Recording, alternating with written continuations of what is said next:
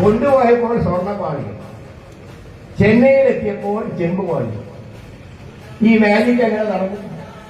ഞാൻ ശ്രീ കനകംപള്ളി സുരേന്ദ്രനോട് ചോദിക്കുന്നേ, അന്നത്തെ ദേവസ്വം മന്ത്രിയാണ്, ഏത് കോടീശ്വരനാണ് ഈ അയ്യപ്പന്റെ ദ്വാരപാല വിഗ്രഹം വിറ്റിരിക്കുന്നതെന്ന് അങ്ങ് പറയുന്നത്?